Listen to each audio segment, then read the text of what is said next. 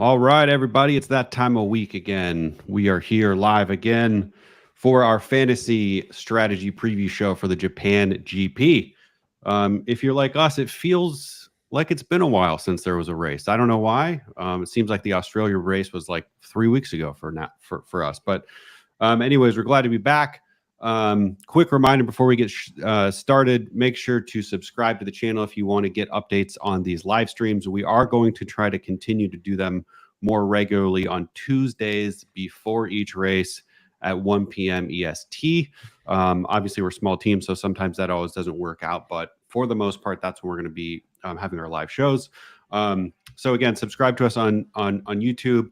I also included a link to our Discord, which is a great way to connect. And it's also just another great way to have Q&A and dialogue around strategy. If you're the type of person who wants to dig a little bit deeper, there's a really great community of people that pretty regularly answer questions. A lot of people actually submit photos of their lineup, so it's a good spot to join in on the GridRival community.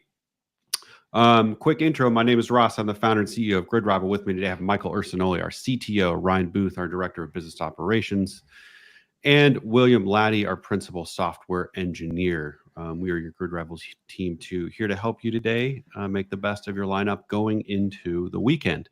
And it's sale week. There's a lot of sales this week that we're going to talk about. There's a lot of deals this week that, you might only be able to get once or twice for the season. So we're going to get into that. We're going to talk about who's maybe undervalued coming into Japan, who's maybe overvalued, who you might want to consider ending a contract with early, best talent driver selections, and of course we'll be answering Q&A throughout. So to get started, a quick recap of the Australian Grand Prix winners and losers. I think feel free to shout anything out. I feel big winner was the dude who came back from appendicitis literally 2 weeks earlier and won the race. I don't think there's a bigger winner than that guy. Was first place in the race and first place in fantasy points. So just all around incredible performance from Carlos Sainz.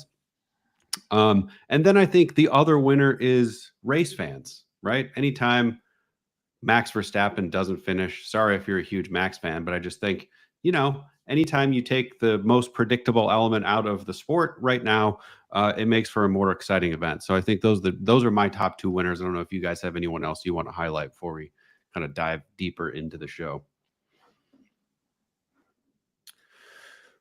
No, I think you nailed that. I think there is one big winner we're missing out. And I would say like being a good teammate and showing sportsmanship. So Logan Sargent is a big winner, role model for like all the kids out there. So I'll just say that. He was on my biggest loser list, but I think the biggest loser is James Vowles for making that decision. Yeah. Yep. I would say that. This is the moment where you say Logan's our guy and you go with him. You just made him a lame duck, in my opinion. And it's absolute backmarker nonsense.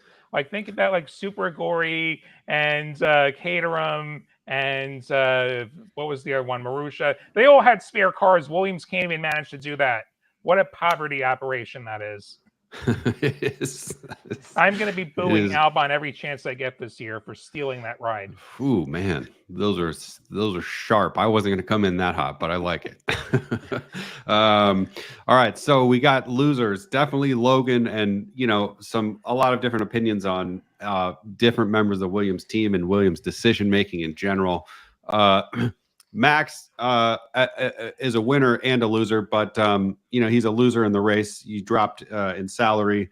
Again, something we're not going to see. We're going to talk about that here in a minute. Obviously, the Mercedes team, not a great turnout last week. So again, we're going to get into that as we get into the discussion of the Japanese Grand Prix. So I think it's a good segue.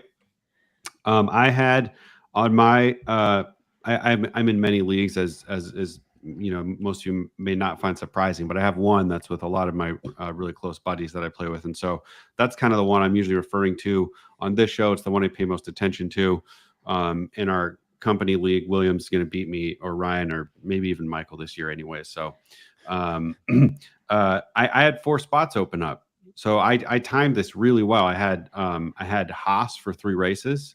I had Hulkenberg for 3 races. My team value is $119 million already in that league.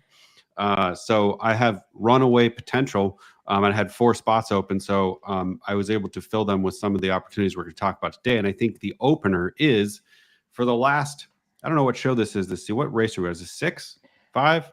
I don't know. We've had 3 F1 races so far. Okay, so we're on number 4. The last 4 or 5 shows we've talked about don't sign Max. Max is overpriced, which has been the right advice early on in the season. Max is on sale now. Now's the time. If you want Max on your team, now's the time to add Max. There's going to be few spots in the season where he's going to drop in value. 27 is actually really pretty low. I would say that I would be surprised if he drops below that another point in the season, unless there's some freak thing and he has another DNF, this coming weekend or something like that. But I can't remember. I don't have the chart open from last year, but it's going to be pretty rare that you see him again, barring any significant change in circumstance, some crazy team upgrade that Ferrari brings or another team. I think that 27.7 million where Max is sitting is a really, really good value. So I added him to one of my teams, I think for 3 races. You could probably add him for 5. I mean, I think like if you really want to go in on the certainty of his points and you're going to grab him at any point in the season, now's the time. And I think if you want to put him for 5 races, it's a safe bet. I don't know that he's going to keep going up in value for 5 races if you're really still solely focused on value, or at least primarily so. I think let's just assume his performances are going to be fairly standard for Max Verstappen. I think over the next 2 to 3 races, you're going to see him come back up probably to first place in value, at least closer to 30 million. So that's my take on Max. I'd be interested to see what you guys think. To give a slightly gambly opinion here, Mm-hmm. they were talking about rain in Japan this weekend. Oh, and interesting. where there's rain, there's the potential to have another problem, like of the going off the track variety in this case. For sure.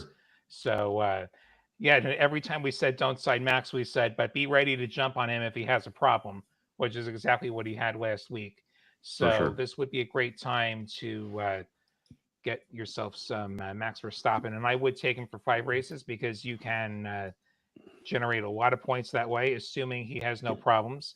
I saw somebody ask in the chat, how much can he go up if he finishes first?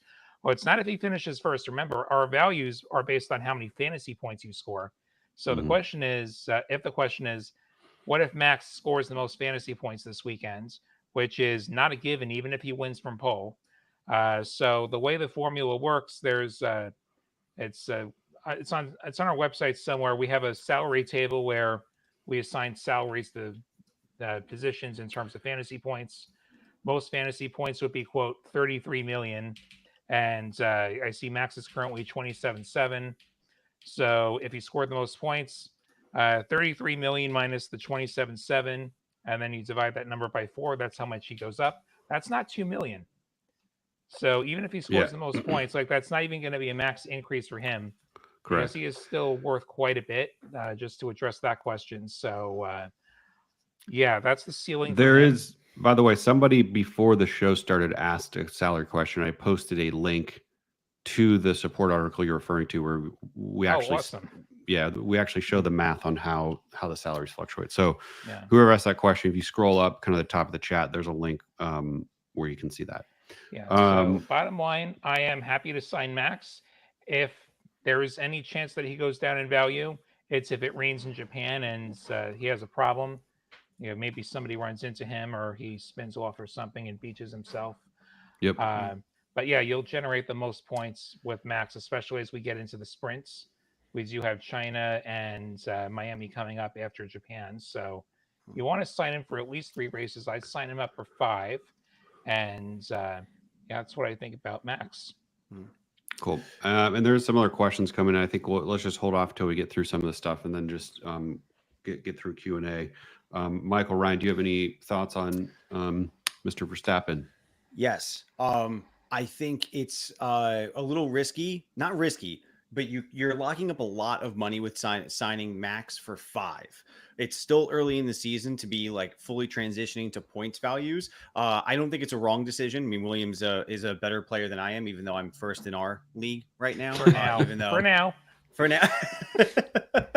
I would not tell anyone signing Max for 3 or 4 is a bad idea, because like the math shows, he's not going to get 2 million by coming in first in fantasy points, and it's hard for him to come in first with fantasy points. He will get personal improvement points now that he has a DNF on his record, but it's not a lock. So if we're still trying to chase some contract value relative to points, 3-4 races, Max is going to get back probably the largest the largest amount of value the most quickly. But that 5th race, I don't think he's going to gain that much value at that point. Maybe a couple $100,000. You'd be looking at anywhere between maybe $300,000 to $600,000. You might want to free up that money to chase some other opportunities, because 5 races is a long time from now. So I'm looking at Max as well, but I'm looking at Max for 3 or 4. So you don't want Max at Monaco? I think Monaco is 5 races from now. Monaco is 5 races from now. It's Monaco. And he's probably a deadlock on the win there. So yeah, it's It is worth considering what the future races are. I think after Miami, I think it's Imola and then Monaco, unless I'm forgetting one in between. That sounds right to me. I can double check. Ryan, you have any thoughts on Max you would like to share? I will be shuffling some things around. My team is a little bit in shambles right now. I'll have to be cutting some contracts.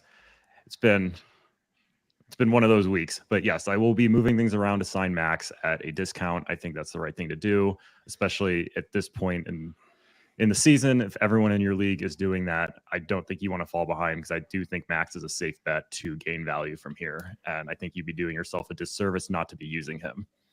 Yep. All right. I think the next one definitely have to mention is the entire Mercedes team. After the performance they had, both drivers dropped 2 million, team dropped 2.2 million. So, if you're bullish on Russell or Hamilton, now is a great time to get those. Those are both 2 really consistent drivers who, you can probably safely make an assumption if you put them on a 3, 4, 5 race contract. I think they're going to perform over the course of that, and they're going to recoup some of that value. So those are safe, I think, safe picks as well. Question I had, is Haas still undervalued? That was Haas was a big talking point over the last 2 shows. They still qualified. They're ranked 15th and 17th respectively in terms of salary. They qualified last race. I think, was it 9th and 10th, or I forget what exact qualifying positions were, but are they still a buy? Kevin Magnussen at 9.4 million, Nico Hulkenberg's 11.6 million. The team is at 10.8. Is there upside still, and how much do we think there's upside? Yeah, there's definite upside for them if we're asking the question, because to steal Williams' kind of line is who's worse than them, right? You can kind of build that list pretty easily of who's a worse constructor, who has a worse driver pairing right now, and by that fact alone, they have upside in my opinion. I'm looking at Kick. They're not going to fix the lug nut problem for a couple more races. So any pit stop is a gamble for them. So even though the car is performing at a higher level, they can't do it in the pit stops. Alpine still falling. That car is going to be overweight and underperforming for many more races. So, and the Williams pairing doesn't seem as strong as the Haas pairing right now. So definite upside on Haas, in my opinion. Good constructor to have. And to correct myself earlier, they're 9th and 10th finish position, not qualified position last race.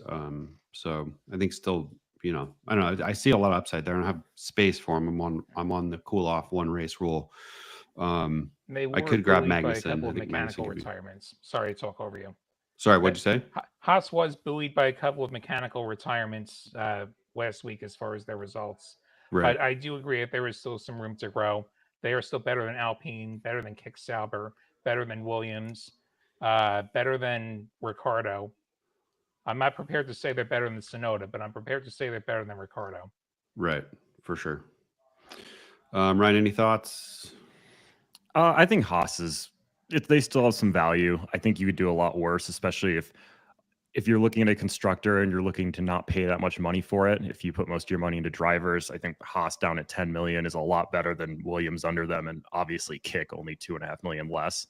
And I think you're still getting a better deal. They're cheaper than Alpine. I don't know why you'd ever sign Alpine if you're doing that. Don't. And they're significantly cheaper than Racing Bulls. So I think if you're looking outside of those really top high-end constructors, Haas is probably your best bet down at the bottom there. For sure. And then, next on my list, at least for a discussion point, I don't want to, confirm undervalued, overvalued, but, Williams as a constructor, potentially, they didn't take much of a loss from, as we know, they dropped 1.4 million last week. So, that feels lowish to me, but I would say they're the second best constructor pick of the back markers right now. Yeah. But for a short contract length, you want a 2-3 contract length for Williams right now. You could walk away with somewhere in the area of $1 million per race in contract value increase if they're able to stay ahead of Sauber and Alpine. And Albon kind of performs where he is. So yeah, I would think signing Williams, if you're working with a limited budget for constructor, but also Haas is only a little bit ahead of them, and so I would pick Haas over Williams. But if you're I would as well for what it's worth if I was making that choice. I think here's right the now, question: does Haas have a spare car? Yeah. Because like if Albon bins it again, they're down to one entry again. Yeah. Right. The official position of the Logan Sargent fan club is that we are currently boycotting using Williams as a constructor and additionally boycotting using Albon as a driver. So that's that. Also, who's getting the fixed tub? I'm wondering who's getting the fixed tub. Yeah, I don't know. I mean, that's to me, it's just the whole situation's bizarre. We know who the favorite child is there. Yeah, for sure. And every team has one. So. And so to address the point about Williams, I saw a few questions about Sargent's value. What we did, so Sargent's entry was withdrawn before qualifying. It was withdrawn before any competitive sessions. So what we decided to do was just pretend that Sargent didn't exist last week. So no points got scored, no value got changed. He was excluded from the value computations because that entry just didn't exist. There was even an FIA notice that car number 2 was withdrawn. So that was what we did with Sargent for those that were wondering about the value. Yeah, there's a couple questions about that. And that's also why Williams was dead last as far as fantasy points, if I recall correctly, because they only had one car, which is less than 2 cars. And that one car didn't do that great. Yeah, not classifying is about the worst thing that can happen to a driver on our platform. Not starting the race is going to get you a goose egg. Although I'd say your salary at least does stay flat. The DNF you'd get points, but you'd probably lose some salary. Although if it was Logan we're talking about, I don't think he would drop the full 2 million. Sorry, at the back of the field. But anyone else we see undervalued worth chatting about? Those are just kind of the 4 off the top of my head. I'm sure there's some more in here that might be worth discussing. If you guys have anybody. Undervalued drivers. So we're starting to get to this gap. There's still kind of a bizarre gap in the middle, and I think that was because again, just weird kickoff to the year with Alpine doing so terrible, but ranking the start of the season they filled this hole. I think in what was it, 10th, 11th place, or 11th and 12th, and now you still have kind of a gap. It was much bigger before Australia. I think it was between 20 and 13 million. There was no drivers, and now it's 18.9 and 14.4. So I think that's still naturally closing, which means just finishing in line with their current rank. You could argue that Albon, Stroll, Tsunoda still have value to gain if they just hold position. I mean, Stroll was a great buy last week for anybody that picked him up. Stroll talent driver right here. Yeah, same.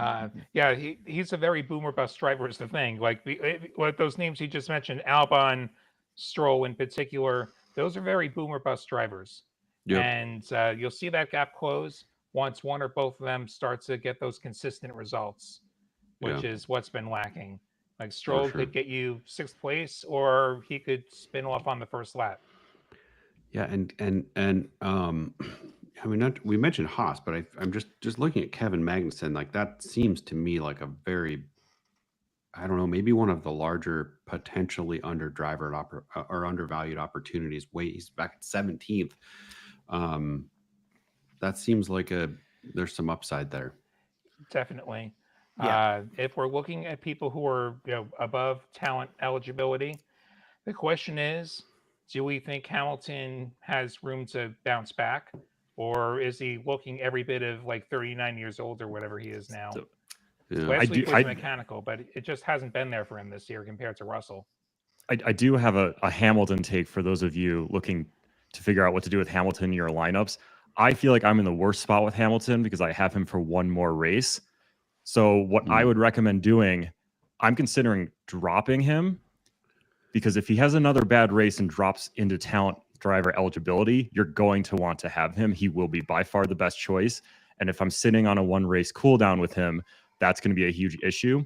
So I think if you don't have him on your roster currently, you either sign him now thinking he's going to bounce back and do well, or you take a chance and wait and see if he dips below that talent driver eligibility. I do not think he's worth a short contract. Interesting. But I think you either stay away from him or sign him to a long-term deal, depending on what you believe he's going to do. But I don't think he makes sense to have on for like one race, because you're going to lose out of all the value of, if he does poorly, you don't get that talent driver eligibility. And then if he does well, he's off your team. So yeah, that's good. That's good advice. Yeah. I'm rethinking having him. I'm personally staying away from Hamilton for one race, specifically for that. One more bad race, and then Hamilton is in talent driver eligibility. He's very close. What is he? 900,000 within talent driver eligibility. It's possible that he could dip down, which would be an opportunity to pick him up. But on the flip side, George Russell, he's going to get the beating teammate points. He's getting personal improvement points. The crash, not his fault. By all accounts so far. And he's on a $2 million discount right now. So there's, I think he's accurately priced right now relative to his performance. The question just is, do we think, Piastri and Alonso will consistently outperform Russell? If you do, maybe don't sign Russell. But if you feel more bullish on Russell and his ability to create fantasy points, I would go there. I'm definitely considering Russell for a short contract to try and capture back some. I have broken more contracts in 3 races on my lineups than I did all of last season. Yeah, same. So for sure. I would have a lot more money. I think I'm sitting somewhere. What am I sitting around right now? I got to pull it up. Anyway, I'm at 111 or 112 million. I'd be at 116 if I hadn't paid all the cancellations I've had. Yeah. So yeah, I'm actively looking for like fast money to pay back the contract break fees that I've had to pay. And I'm definitely looking at Russell for that, just like I am looking at Verstappen. Mm-hmm. I look at it as, if you think, go ahead, William.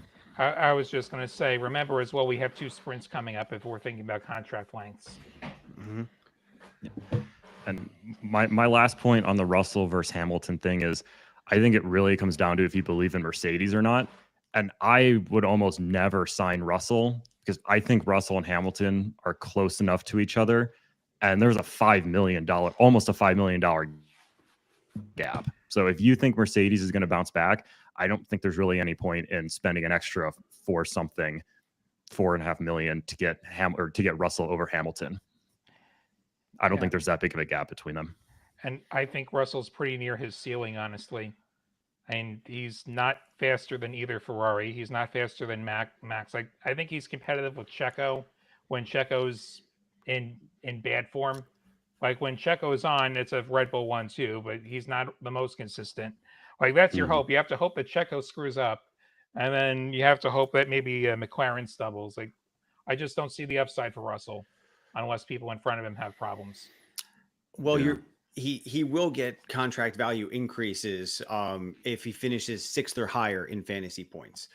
So that's really where you have to, figure out if you think that's true. And I think that that's totally possible for him based on his prior performances, because he's getting those extra bonus points. He's getting beating teammate points. He's getting personal improvement points. So, he very well can finish 4th, 5th, and 6th in total fantasy points. And I just think he earns back the contract value he lost more quickly than Hamilton. So something like a 2 or 3 race contract for Russell isn't out of the norm if you're trying to gain back or create salary that contract value that you haven't been able to yet. Yeah, I think what's tempting with Hamilton is like his raw potential is obviously significant. Like seeing him in 9th place is just confusing, but he also is just like, I don't know, he's going through mentally. It seems like he's in some sort of maybe he's mentally at Ferrari already. I don't know what's going on, but that is where my hesitation is with him. All right, let's go on to Overvalued. Who we think is, yeah, for sure. Checo is, I think anybody who's going to finish first in fantasy points at the top of this field and end up in first place in salary is probably going to hit that territory. If there's nowhere to go but down, it's usually a bad pick. That's probably the highest value we're going to see Checo hit the whole season, I would guess. Maybe he gets a tad bit over that if he finishes in first twice in a row at some point, but I would definitely be avoiding him. Not sure if I'd be removing him if I had him. I don't know if you guys have any thoughts on that. If you have Checo on your team, would you be taking him off? Release fee would be 3% of we'll round up to 30 million. 3% of 30 million, that's like 900K, which is a hefty fee. That said, like, you'd still have money in your pocket if you went down to Leclerc. So if you want to pocket a few dollars, sure. And yeah, I would agree that Checo doesn't really have any room to grow. Remember, last week he basically got infinite teammate points because of Max's early problem. Yeah, and you're not going to see that often. Yep. I think he's worth dropping if you don't have any contract slots and you want Max on sale. I think it's worth dropping Checo, picking up Max, and pocketing a little bit of money there. You have to pay the fee, but I think over the next few races, Max is the better guy to have on your team at these prices. Yeah, for sure. I had, Leclerc on my list also, question mark. I think he's near ceiling, right? Which is great to see for fans and for the sport, but just, thinking in terms of lineup and team strategy, he was up 1.1 million. He could certainly go up if he has a win, but I think if he is hovering second, third for the most part, I really don't think that you're going to be able to get much out of him in terms of value, certainly in points, if that's the game that you're playing. But for me, he was kind of like definitely somebody I was intentionally not thinking about adding. Yep. I think if you're looking at the top price drivers, right, just total, like the near $30 million mark or 30 million pound mark, you have, Checo, Leclerc, Verstappen, and Sainz. Most people in the game right now can't afford two $30 million or near $30 million drivers. So the way that I look at it is the number one pick for that kind of blue chip driver right now is Verstappen for sure. And Perez is the worst pick of the three. Leclerc and Sainz, they will gain some contract value if they continue to kind of, I think Leclerc has to rank within the top 3 drivers in fantasy points, and Sainz within the top 4. It's totally within their potential, but like, I wouldn't say explosive contract growth, but like, can you make hundreds of thousands per race? Yeah. So, but Verstappen's going to do that with probably more guarantee. Like, we haven't seen a Ferrari pit wall shenanigan yet this season. We're due. I have Ferrari rolling off of all of my leagues for Japan. So after Japan, I have no more Ferrari drivers and I have no more Ferrari constructor. That's how I started the season. And I don't know when when I would be going back to them as of right now. I'm looking at transitioning out of that play and into a new play. So yeah, in terms of that blue chip driver, it's Verstappen. Yeah. To reiterate your point, Leclerc would need to finish 3rd or better in fantasy points and fantasy rank to continue to increase in salary. Yep. Signs. just- Go ahead. I was like, even just in relation to his teammate, I don't know if you have an open slot. I don't know why you would ever sign Leclerc over Sainz. You're getting Sainz is cheaper, and I think he's at worst level with him. He's been driving better than him, but they're at least even. And I don't know why you'd spend more money on Leclerc when you have Sainz there. Yeah, I think there's more upside in Sainz for sure. Perez would need to finish basically second in fantasy points or better to continue to go up in value. Perez doesn't ain't usually happening. score. Yeah, exactly. Like it's rare. Even if he finishes in second, it's rare that he's going to be second in fantasy points just because he doesn't really accrue a lot of other, overtakes, improvement points, and stuff like that. He loses to Max, so he doesn't get teammate points. I just think it reiterates that he's probably not a great choice for anybody. I had Alpine on here / question mark. I think they're still in the spiral. They did one of them. Which one was it? One of them did have an okay finish last race, right? Yeah, Gasly finished 13th. Or no, sorry, I'm looking at the wrong screen here. Well, I think the virtual safety car for Hamilton had also helped them strategically. Yeah. So Gasly did finish 13th. Ocon 16th. They qualified 17th and 15th respectively. So in salary, they are 13 and 14. It just feels like they still are on, they haven't settled yet to probably where they're going to end up. And I think it almost is going to be another 2 races. Yeah. Unless they bring some, crazy upgrade. Just wait for us to hit the sprints, and then they start getting buried on race results twice instead of once a week. Yeah, for sure. Yeah. I would say for anyone in the chat, stay away from Alpine. Don't even come close to them. And for anyone in the GridRival League, I think maybe they have value if you sign them to 5 race contracts. Yeah. There you go. Let's see. Should we do some questions here? What was the formula to know the possible value that a driver can increase or decrease in function of their total points? Scroll up to the top of the chat. I posted it. There is a support.gridrival page called F1 driver salary fluctuations advanced, and we actually break down the exact formula that we use.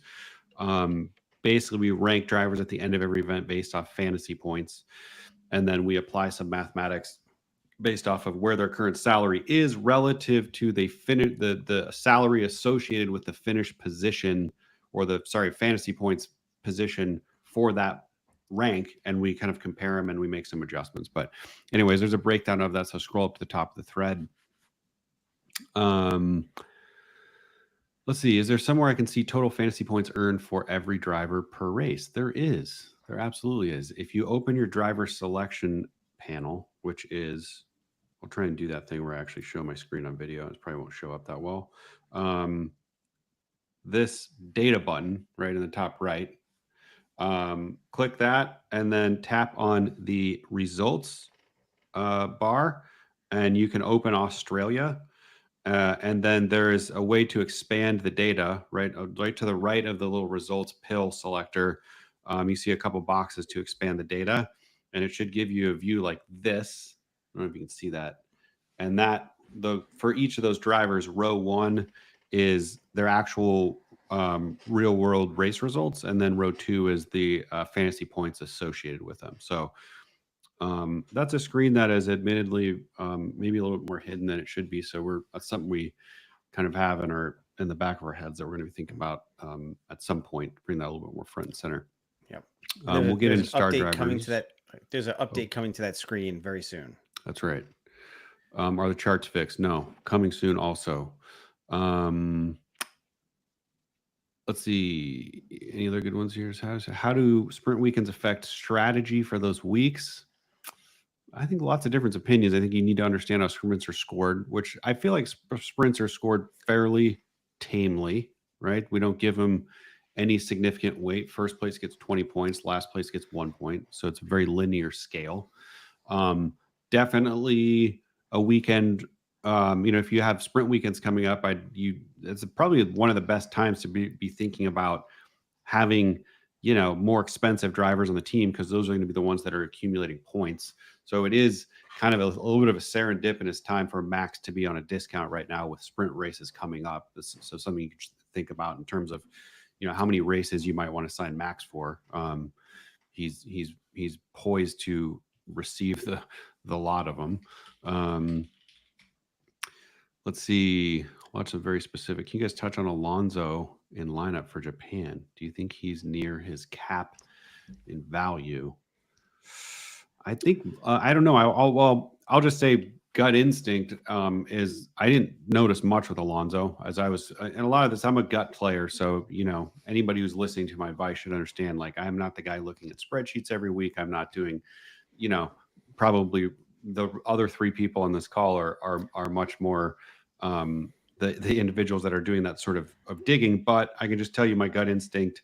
I have ran this game for quite a while, so I feel like I do have kind of a good gut, but there's no call out for Alonso for me. Like, it seems rightly priced at the moment, in my opinion. Yeah, I think there's a little bit more room to grow. I think on race pace, he's about 6th or 7th. And then you also have the fact that he has a very inconsistent teammate. And his teammate could just crash any given week. And then you score tons of teammate points like Checo did last week. Mm-hmm. Or Russell, for that matter, when Hamilton had his problem. Yeah. A couple questions on breaking contracts. Yeah, if you have a clear insight, questions. What was that? A lot of Ricardo questions. Yeah, we'll get to that one. If you have Leclerc Sainz and Lando for long contracts, would you break a contract to pick up Max? Leclerc, those are all going to be expensive contract breaks. Leclerc, Sainz, Lando. I don't know. I don't know if I would be. Let me look at them. I don't know if I'd be breaking. If I'm breaking anyone, it's Leclerc. Yeah. I think that's clearly the one to break, and I probably would. But again, like I think we say, I think every actually week, you're right, because it'd be a good time to break him. Right, you just went up 1.1 million, so it'll net out your last race. Essentially, you'll probably reduce your increase in value from him on the last race to a couple $100,000. But assuming you have enough money left over to pick up Max, that's probably, I would agree with Ryan on that. Yeah. I'll say that not only is Sainz probably the better of the two drivers these days, but if you have two drivers from the same team, only one of them is going to be able to score teammate points. So if you're trying to maximize your ceiling, you would theoretically want 5 drivers from different teams. Right. Keep Ricardo for 2 more races, or cut him. No, get rid of him. Really interesting. Yeah, so I was done with him last race, and like I dumped him, and I ended up with Stroll Talent Driver, which ended up being beautiful. Yeah, I mean, it is the consequences of a break at that price point too is a lot less significant. Yeah. I mean, you're talking only I haven't seen anything from Ricardo pace wise. And then the other thing is, like, people talk, he gains $1 million last week. Yes, that's because there was 2 DNFs and a withdrawal that gave him 3 spots that he didn't deserve as far as results. Then the other thing I'll point out is he will have 1 less practice session this weekend because Iwasa is going to be in the car for FP1. For those of you who don't follow closely and you maybe hadn't heard that, they're going to have Iwasa in Ricardo's car for FP1. They do have to run a young driver 2 sessions a year. And I guess they want the old Japanese lineup in Japan. Okay. I think good to know. If you're just looking at one roster spot, I probably would just keep Ricardo if you already have him. If you're dumping him with a plan to better your team in other places, but just looking at everyone right around his salary base, like I would probably just keep him and not pay the fee. I would not be running to go sign him if he's not currently on your team. But unless you have a plan for something that you really need to get done and you need extra money for, I don't really think it's worth paying the early release contract fee. I think VCARB is still... Someone did say last week on the show that they would have their best race in Australia, and I think they had a decent showing. So I just don't think he's worth paying a contract release fee unless you like really, really need the money somewhere else. Or maybe you've got a few million sitting in the bank and you want to upgrade to Stroll as your talent driver, like a couple people suggested, like some of us did for Australia. Yes, you should definitely do that if that is the case. But if you're just looking in that one spot, it's probably not worth it unless you have money to burn somewhere else. And then I would say it's definitely worth it to cut him if you can afford Stroll in that spot. Right. Someone said, do we think Haas has more value? We talked about that in the earlier show, so you can catch that on the YouTube channel once this goes live. But short answer is yes, we do. Whole Haas team really thinks there's probably still a little bit of upside to go. Did he gets a point for sprint races? Nope. Only drivers get points. There was this. Let's see. Is there a way to look back on how your league did in previous races? Unfortunately, not yet. But is a very highly ranked feature request on our feature request board, which is at feedback.gridrival.com. If you want to go vote on it, feel free to do so. It'll probably be something that we maybe add this season for sure. It's gotten a lot of attention. Let's see. Swapping Ricardo for Stroll with talent driver was a huge reward. Yep, that was. I think some of you have gotten some thank yous from some of the folks today for listening. I think William got a few shout outs. Yeah. Thanks for all that, guys. Glad we could help. Sometimes we say smart things. I can't guarantee if they're always going to be smart things, but there'll be reasoning, even if the results don't end up materializing. Yeah, Emily, we have not talked about talent drivers yet, so we're going to get into that in a second. Let's see. Yuki or Stroll for talent driver. We'll get into talent driver in a second. Rather than thoughts on sprints, I have Yuki for Stroll for 3 more races and signed Haas and Verstappen for 3 races. Okay, so let's get into. Well, first, is there anybody else who, if you had them on your team right now, you'd be breaking a contract? There's a lot of people asking about breaking contracts. We talked about Leclerc, right, to pick up Verstappen. Who would you drop and who would you pick up if there was somebody else in the field that you see? Obviously, God forbid you have you have an Alpine person on your team. I don't know anybody who would, but that's an auto drop. Yeah, it's an auto drop. Ricardo for Magnussen is like maybe a coin toss for me based off of, I think Ryan was in the bucket of don't drop him. William was thinking about it. It would obviously depend on how much cash you have left in the bank, but that seems one that would be, Ricardo for Magnussen, you'd be, if you had 0 cash in the bank, you could pull that off. So that would be a kind of a freebie one. I'm not sure if you guys have any others that you'd think. We said Leclerc for Max, obviously Perez for Max as well. Yeah. Perez for really, and Max or either of the Ferrari drivers. Right. For sure. I don't see anybody else other than that, though. Yeah, I don't see any obvious swaps. Yeah. But that doesn't mean that there's not potentially some good ideas that we just haven't thought about yet. And that's the thing. Like anytime we think about thinking, anytime we think about dropping a driver, dropping a constructor, the question's always going to be, what are you going to do instead? Mm-hmm. Yeah, someone said, what about dropping Leclerc for Lando? I mean, that's hard. I don't think McLaren's as fast as they were. And also, apparently, their technical director abruptly left the team. Mm-hmm. Seems that fine. Seems not great. Yeah. Luis asks, is there a way to play with my lineup drop contract, sign and reset all if I don't like it? Again, not yet, but that is, I think, the 2nd or 3rd most requested feature on the feature request board at feedback.gridrival.com. It's called Lineup Planner. And there's been a bunch of different proposals around what it is, but essentially more of an edit save screen where you can go mess around with scenarios and see what it would cost to release somebody early and kind of like, build a lineup without having to save it. We are, just for what it's worth, we're going to be making a pretty big update to the My Team screen within leagues here in the next conservatively 4 weeks. Michael, you'll be able to sign or change your contract lengths of unlocked drivers without having to release them. You'll be able to do a couple other things that make that process a little easier. But anyways, if that's something you want to see, go vote on that on the feature request board.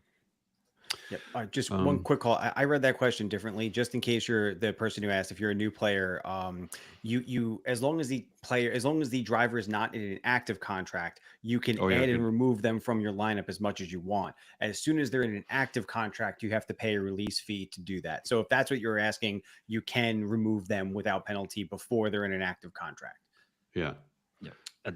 this is the weekly disclaimer. Don't break any contracts until after the practice sessions. Do not break any contracts until after you see cars on track, because everything that we say right now could essentially be meaningless after we see cars on track for FP1 and FP2. Yeah. Mm-hmm. And then we also get to stare at the weather forecast this weekend, which is also fun. Yep. Is Sargent worth the value? Ryan, do you want to take that one?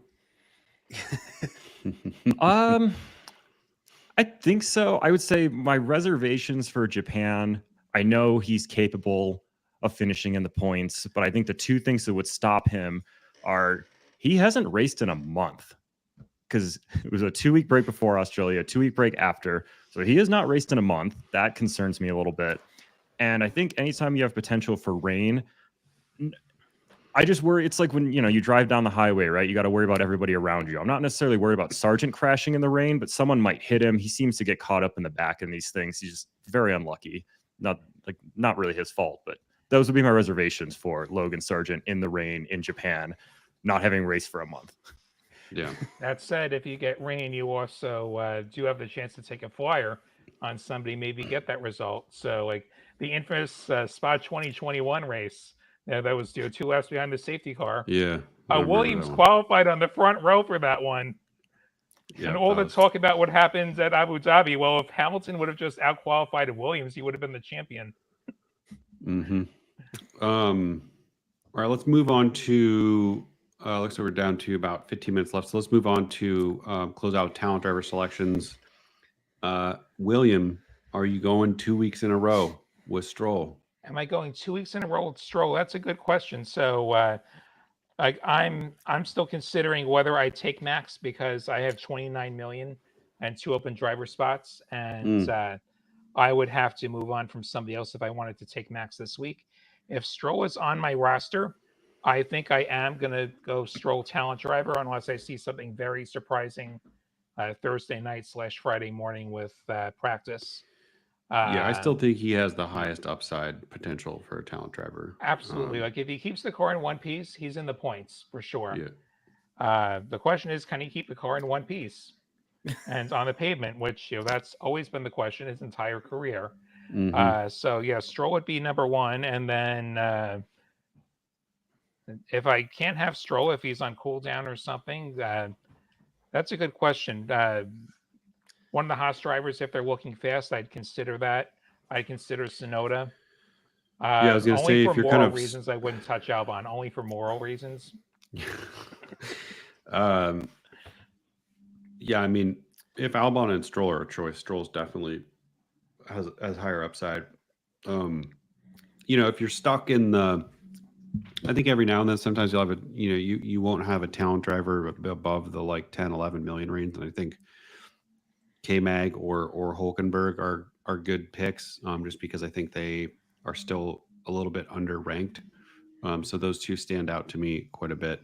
And then, of course, it's going to be interesting to see what happens after this race. If Hamilton drops into talent category, there's going to be some interesting decisions that need to be made for sure.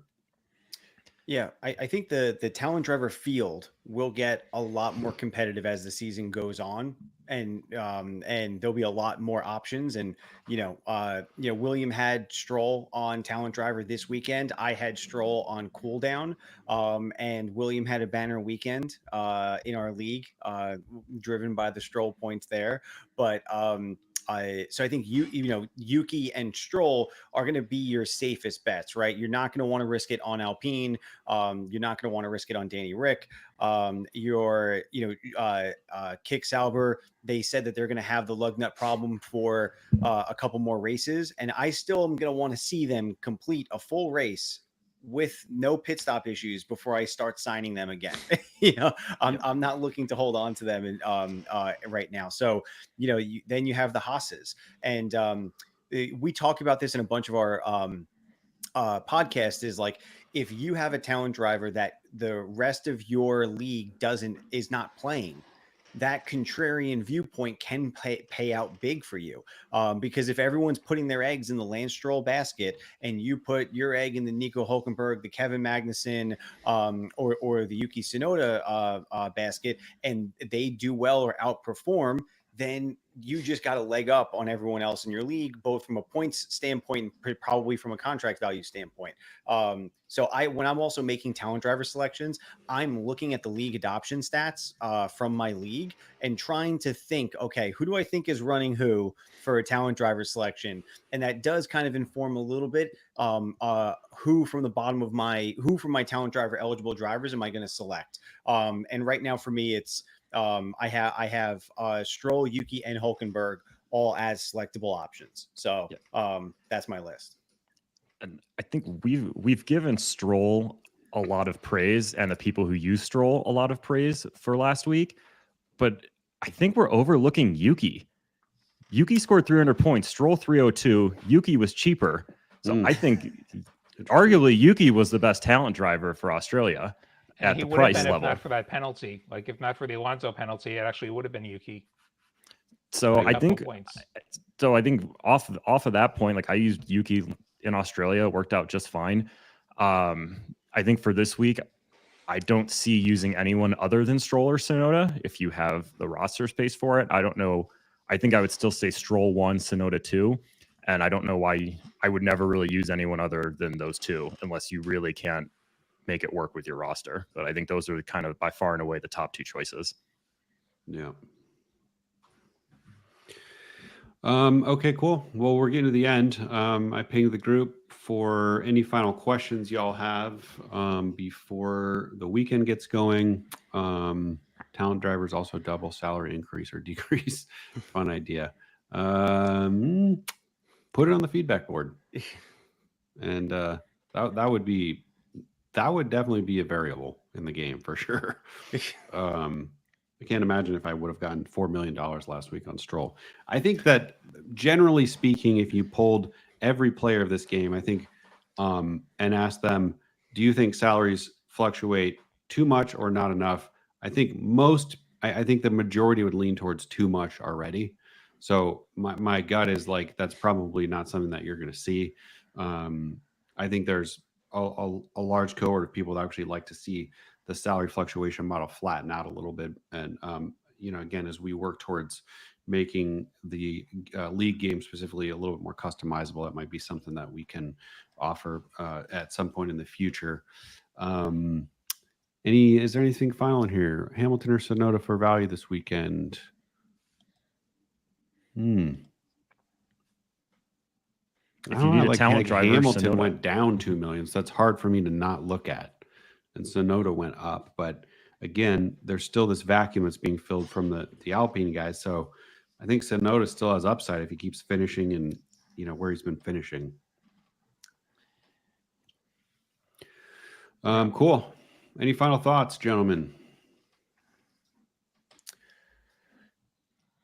None. All right.